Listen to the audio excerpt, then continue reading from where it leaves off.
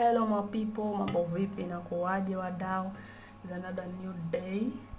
Yep, tulikuwa tunaenda kwa weekend hatukuwa na tupesa. Kama tunaanga tupesa huko ni mambo na kwenda kuzunguka kwa bahari. Huko kwa beaches wapi, lakini kwa nenda wapi panaitwa Sea beach nini? Penye panaitwa Sea Line. Watu wenye wako huko wanajua hizo place.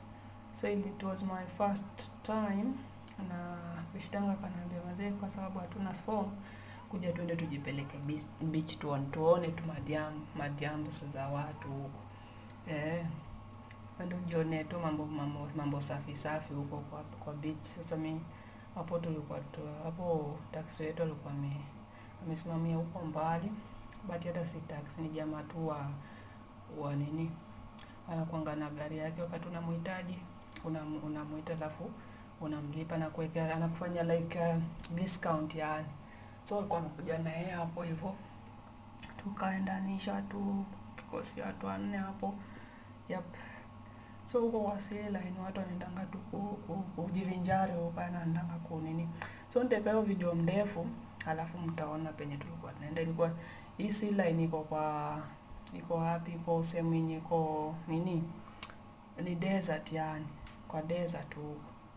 So huko ndio watu wanaenda huko na jibamba, wenye wanataka kuendesha mapikipiki hizi mapikipiki za nini, zinaitwaje hizi pikipiki zenye watu wanaendeshanga kwa, sijui zinaitwanga pikipiki kama zinaitwanga aje pia, but sijui. Yani inaendeshwanga kwa sehemu nyuko like mchanga nyingi hivi, mostly kwa desert huko. Leo unapata huko watu wanapiga maround huko. So huko ndio tulikuwa tunaelekea. Leo alikuwa amechemsha sana manze.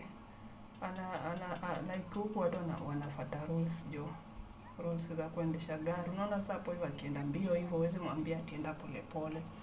Juu ni rule, unaona anafuata rule. Yani rule ya barabara. Kama wameka labda 50 nini, uendeshe kwa speed ya 50 na inabidi uendeshe kwa speed ya 50. Kama wamekwambia 80, so ina depend yani. So kiona nenda pole hapo hivyo, mtu anaobey rule. Hapo tulikuwa tumesimama, hizo side zingine magari zilikuwa zinaenda juu, ilikuwa ni light ya green.